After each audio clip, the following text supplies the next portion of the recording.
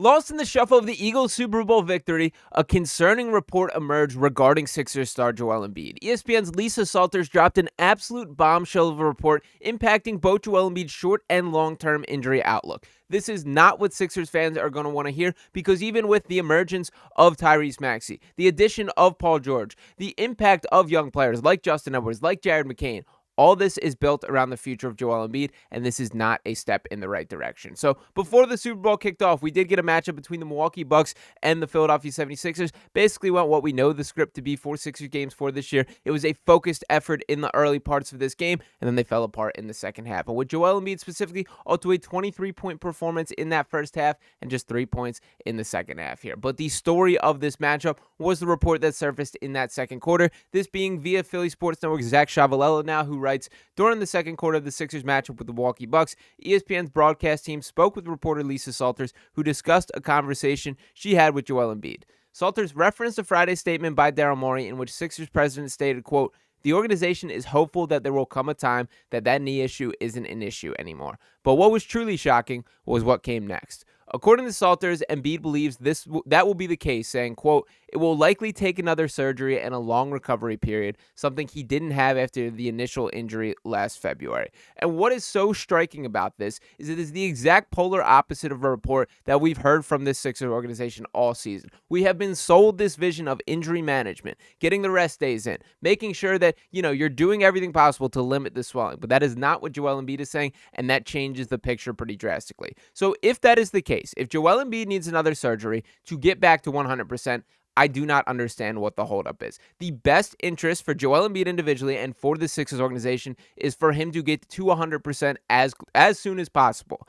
If that means shutting him down for the rest of the year, that is a small price to pay for what it could mean for this franchise moving forward. But mind you, this report also comes right on the heels of Daryl Morey speaking to the media for the first time this season, and he said on Friday about this same Joel Embiid injury, quote, "We're optimistic long term. Talking to doctors and our understanding from talking to multiple experts, I think we've seen 8, 9, 10 at this point of the top of people in the world, all seems to be that one over time, it will improve. But it's happened slower than anyone anticipated." It does not take an advanced eye to point out that Joel Embiid does not look like Joel Embiid this season. The movement is not the same. The control, the level of dominance that he is performing with is just not up to the standard. And to look at these stats directly here, you can see the drop-off. There's obviously a sky-high bar of expectation for Joel Embiid, but looking at the drop-off from past seasons to this year in just about every statistical category is quite telling for the story. And beyond that, he's played 14 games. So this is a guy who just has not been around enough. So if that is the case,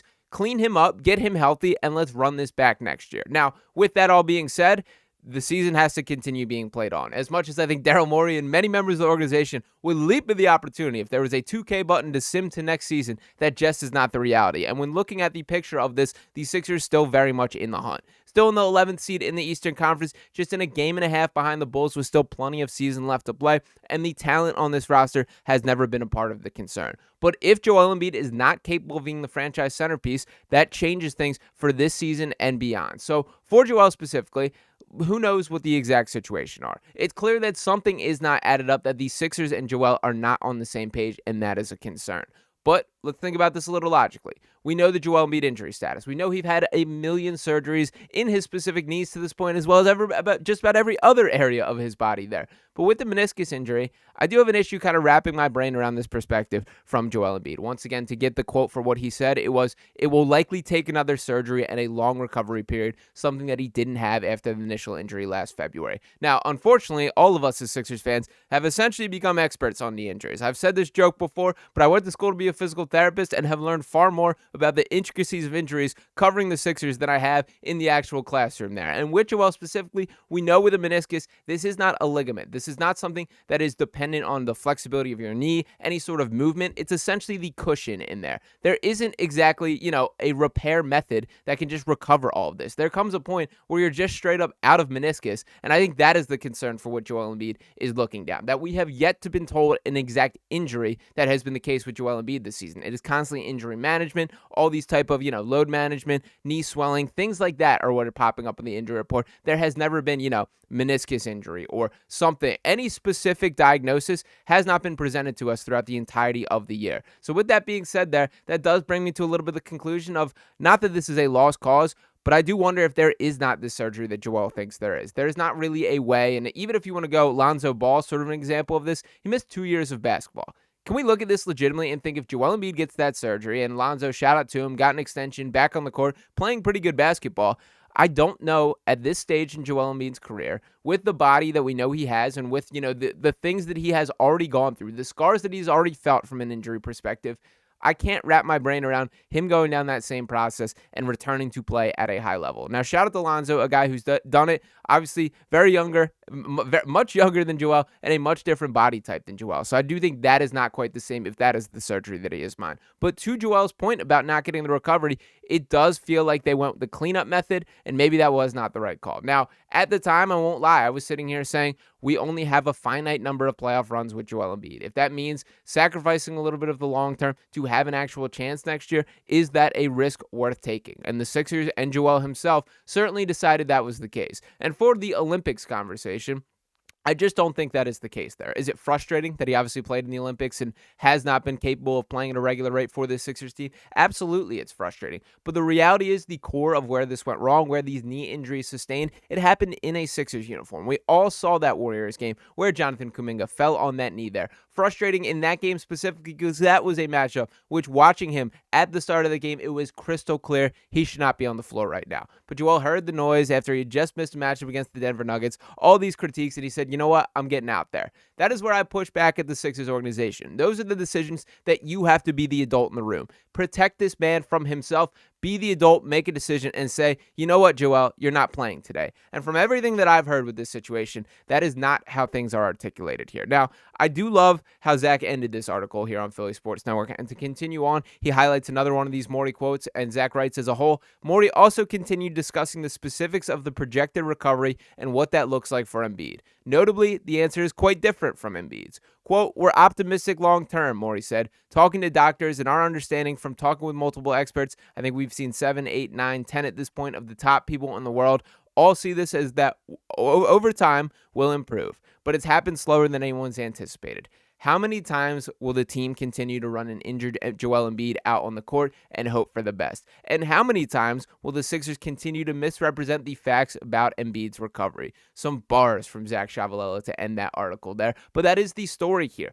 The most important thing for the Sixers team is to get Joel Embiid back to being healthy. If that means punting on the season, if that means just having Maxey take 30 shots a game and seeing what happens, that is the right direction for this franchise. So somewhere in the middle of this, who knows who's telling the truth, who knows what the exact situation is, but that should be the clear focus. I don't care about converting Justin Edwards to a standard contract. I don't care about signing David Roddy to a 10-day deal. The biggest story surrounding the Sixers franchise is the health of Joel Embiid, and this is not at all what we should want to hear. So at this current point, it does not seem like there's a change in plans. Even I'm recording this before the Raptors game today, and we're still getting that Sixers center Joel Embiid is questionable for tonight's game versus the Toronto Raptors with that left knee injury management. But is it injury management or is it an injury? If it is an injury, we should not even be talking about Joel Embiid being on an injury report as questionable. And once again, I don't think this is a leap to believe he is not the 100% version of himself. You watch him on the floor. It has not been the version of Joel Embiid that we've come to expect from years past here. So for the Sixers specifically,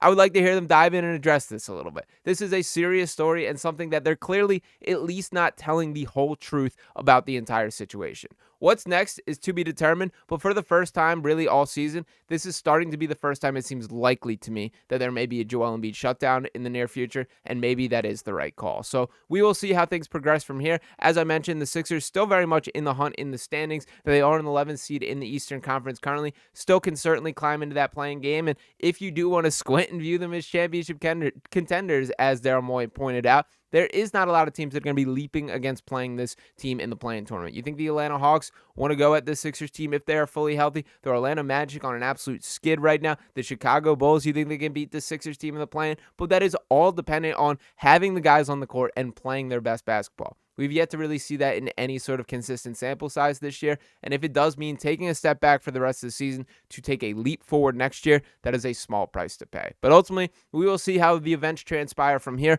I do have my eye closer on the Joel Embiid situation than I really have for the entirety of the season, and do hope we get a little bit of positive news in the near future. But ultimately, we will see what happens from here. Do want to hear from you guys in the comments. What is your specific thoughts on the Joel Embiid injury? Is it time to hang it up for the season, or do you believe the best case scenario is for him to keep fighting through? On the other side of that coin, he is not getting any younger next year. Paul George not getting any younger. That there is not going to be this clear-cut, perfect opportunity to go for it, and it would be another punt year, which is kind of frustrating there. So drop your thoughts below. As always, appreciate each and one of you guys in. Make sure you're smashing that subscribe button if you have not already. Drop a like on this video, and I'll be back talking to you next time right here on Sixers Digest. Peace.